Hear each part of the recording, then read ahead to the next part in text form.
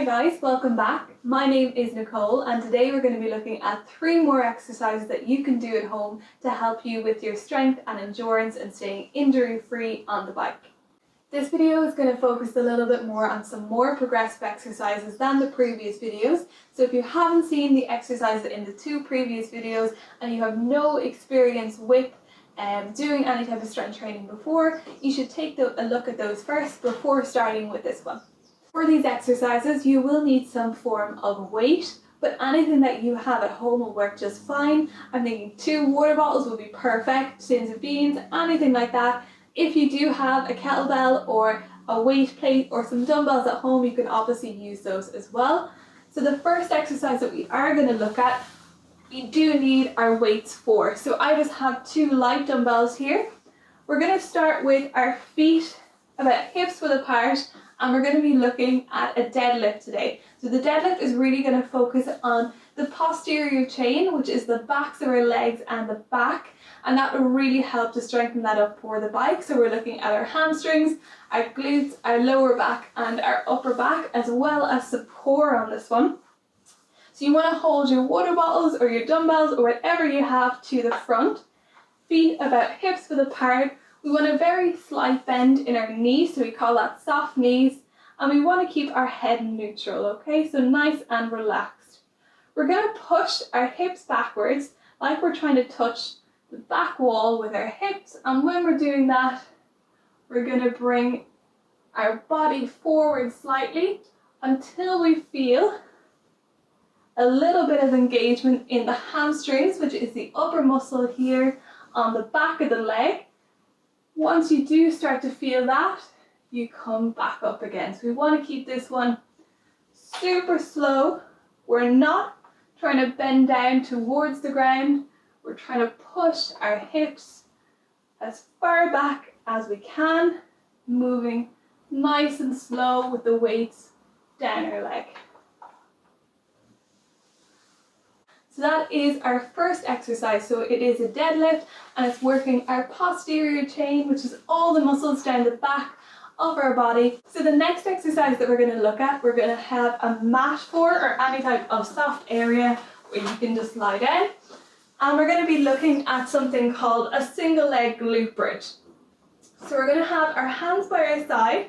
We're going to bring one heel up until it's close to our glute. And we're going to straighten it out the other leg.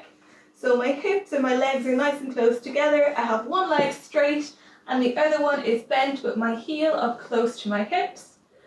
I have my hands flat on the floor and I'm going to keep them there for balance.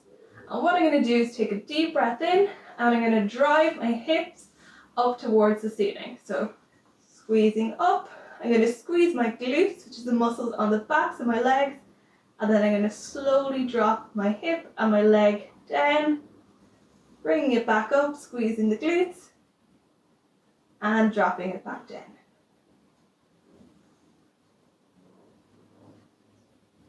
Good. Just going to show you that on the other leg as well. So bringing one heel up close to the glutes, deep breath in, and lift those hips, and slowly back down.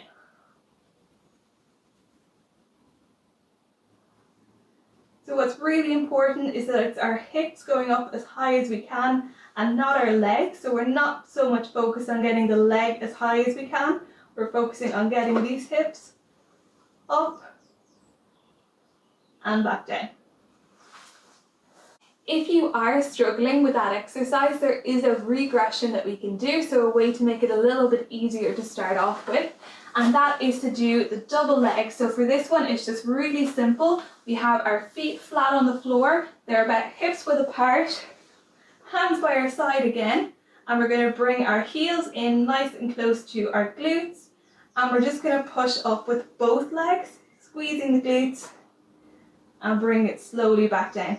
So really similar exercise, but it does make it a bit easier just to do the one leg at a time. So if you are struggling with the single leg, or if this is a new exercise for you, you can obviously start with the double leg first.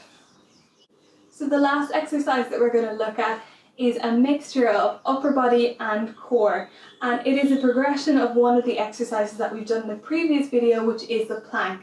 So on the plank, we had our elbows and our forearms on the floor, and we were just statically holding it for 20-30 seconds, whatever you have built up to. But for this one, we're going to add in some movement, and that's really going to help to challenge the core and to further develop that core strength, as well as to work a little bit on developing the upper body strength as well. So for the plank ups, we're going to set ourselves up as if we were to do a regular plank. So we have our elbows set up on the ground about shoulders width apart. We're going to shift our weight so that our toes are digging into the ground, and we're going to hold it here. How it becomes a plank up, so we're going to lift one hand, place it on the mat, lift the other, place it on the mat, and that is the upper movement for our plank up.